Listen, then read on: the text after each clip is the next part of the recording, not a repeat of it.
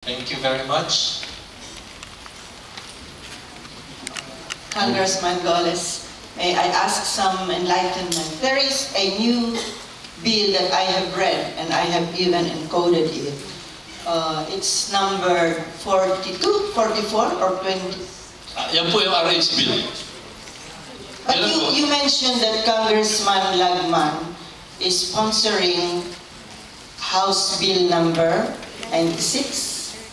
Ipaliwanag ko po, yan yung original. Kasi marami pang mga house bills na inoto ng iba-ibang mga tao. Siguro mga 6-8 of them. Ang ginawa, kinonsolidate ito. After the committee work, this was consolidated.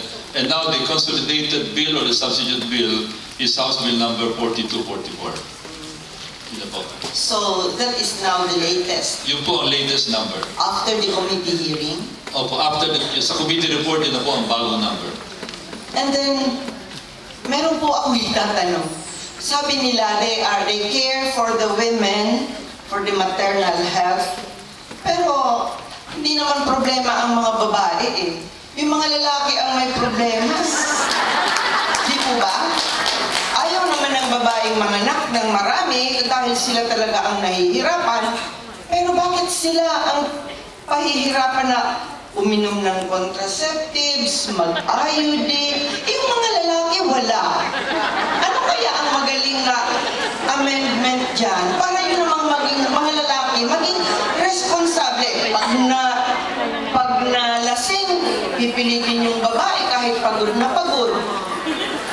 Pag maraming anak na, hindi naman nagtatrabaho. Yung mga lalaki po, pag matanda-tanda na, sabi nila midlife crisis, yung babae na ang nagtatrabaho. Sa aming probinsya, nagpapadyak na, nagpipedicab na yung babae dahil yung lalaki ay nahulog sa tulay. Nagpadyak. Siya na talaga. In fact, her life story was serialized in feature doon sa Maalaala Mo Kaya. Totoo yun. Siya na talaga, several women na sa amin ang nagpapadya kasi yung mga lalaki, mga inutil na po. So, why don't we work something for the men to become more responsible? Because the women are very protective of their children. They go to Saudi, they do household works for other people. Yun ang dapat na solusyon. Because women, why make them suffer and then have cancer because of the contraceptives? Alam ko po, nakakahilo yung pag-iinom ng contraceptives. Yung sana ang inaantay namin kay Congressman Lagman. Kababayan ko pa naman. Kakahiya.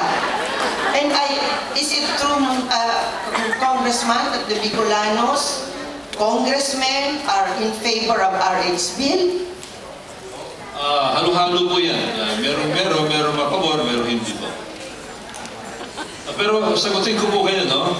Kung inutil na yung lalaki, hindi wala na ng silbi yun. Nakakaanak yun. Ay, hindi po. Kahit inutil, nagaganap pa rin. Hindi inutil yun. Ganito yan. Meron pong pag-aaral. May pag-aaral. Na kaya bumababa ang ating population growth rate is because of economic forces. The more economically engaged the persons are, babae at lalaki, then the less prone they will be to other activities. Kaya nagkakaroon ng parang natural control sa kanila. Kaya makikita nyo, palit ang average number of children sa mga pamilya, lalo na pag they are economically engaged. Yun po ang dahilan dyan. And they become more aware, yung education nila, natural family planning, naiintindihan nila ng gusto yan.